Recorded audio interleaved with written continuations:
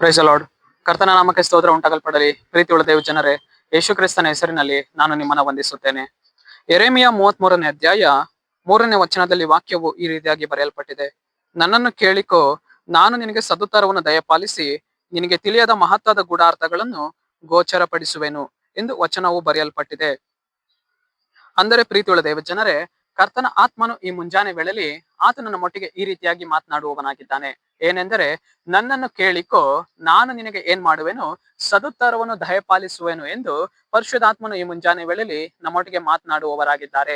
ಆತನು ನಾವು ತಿಳಿಯದೇ ಇರುವಂತಹ ಸಂಗತಿಗಳ ವಿಷಯದಲ್ಲಿ ಮಹತ್ತಾದ ಗೂಢಾರ್ಥಗಳನ್ನು ಆತನ ಏನ್ ಮಾಡುವವನಾಗಿದ್ದಾನೆ ಅಂದರೆ ತಿಳಿಯಪಡಿಸುವವನಾಗಿದ್ದಾನೆ. ಮಗನೇ ಮಗಳೇ, ನಾನ್ ನಿನಗೆ ತಿಳುವಳಿಕೆಯನ್ನು ಉಂಟು ಮಾಡುವೆನು. ನೀನ್ ತಿಳಿಯದೇ ಇರುವಂತಹ ಸಂಗತಿಗಳ ವಿಷಯದಲ್ಲಿ, ನೀನ್ ತಿಳಿಯದೇ ಇರುವಂತಹ ಕಾರ್ಯದ ವಿಷಯದಲ್ಲಿ ನಾನ್ ನಿನಗೆ ಏನ್ ಮಾಡುವೆನು, ಸದುತ್ತರವನ್ನು ದಯಪಾಲಿಸುವೆನು, ಗುಡಾರ್ಥಗಳನ್ನು ಗೋಚರಪಡಿಸುವೆನು ಎಂದು ಪರಿಶುದ್ಧಾತ್ಮನು ಈ ಮುಂಜಾನೆ ವೇಳೆಯಲ್ಲಿ ನಮ್ಮೊಟ್ಟಿಗೆ ಮಾತನಾಡುವವರಾಗಿದ್ದಾರೆ.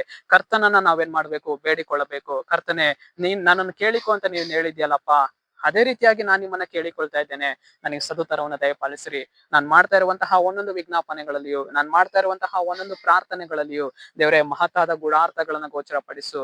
ನನ್ನ ವಿಜ್ಞಾಪನೆಗಳಿಗೆ ಸದುತ್ತರವನ್ನು ನೀನು ಕೊಡು ಎಂದು ಹೇಳುವಾಗ ಕರ್ತನು ಖಂಡಿತವಾಗಿಯೂ ನಮಗೆ ಅವ್ರು ಏನ್ ಮಾಡುವವರಾಗಿದ್ದಾರೆ ಅಂದ್ರೆ ಸದುತ್ತರವನ್ನು ದಯಪಾಲಿಸುವವರಾಗಿದ್ದಾರೆ. ನಾವು ತಿಳಿಯದೇ ಇರುವಂತಹ ಮಾತಾದ ಗುಡಾರ್ಥಗಳನ್ನ ಆತನು ನಮಗೆ ಪ್ರಕಟಿಸಿಕೊಡುವವನು ಆತನಾಗಿದ್ದಾನೆ. ಸರಿ, ನಾವು ಪ್ರಾರ್ಥಿಸಿಕೊಳ್ಳೋಣ. ಅಪ್ಪ ಕರ್ತನೆ, ನಿನ್ಗೆ ಸ್ತೋತ್ರ ಸ್ವಾಮಿ. ಈ ಮುಂಜಾನೆ ವೇಳೆಯಲ್ಲಿ ದೇವರೇ ಈ ವಾಕ್ಯ ಭಾಗ ಸಂದೇಶವನ್ನ ನೋಡ್ತಾ ಇರುವ ಜನಗಳನ್ನು ಸಂಧಿಸು. ಕರ್ತನೆ, ನಿನ್ನ ಜನರ ಜೀವಿತದಲ್ಲಿ ಸ್ವಾಮಿ ನಿನ್ ಕ್ರಿಯೆಯನ್ನ ಮಾಡಿ ಅವ್ರು ಬೇಡಿಕೊಳ್ಳುವಂತಹ ಒಂದೊಂದು ವಿಷಯಗಳಿಗೂ ನೀನ್ ಸದುತ್ತರ ಕೊಡುವುದಕ್ಕಾಗಿ ಸ್ತೋತ್ರ. ಮಾತಾದ ಗುಡಾರ್ಥಗಳನ್ನ ಗೋಚರಪಡಿಸುವುದಕ್ಕಾಗಿ ಸ್ತೋತ್ರ ಕರ್ತನೆ. ನಜರೇತಿನ ಯೇಸುವಿನ ನಾಮದಲ್ಲಿ ತಂದೆಯ ದೇವರೇ, ಆಮೇನ್ ಆಮೇನ್.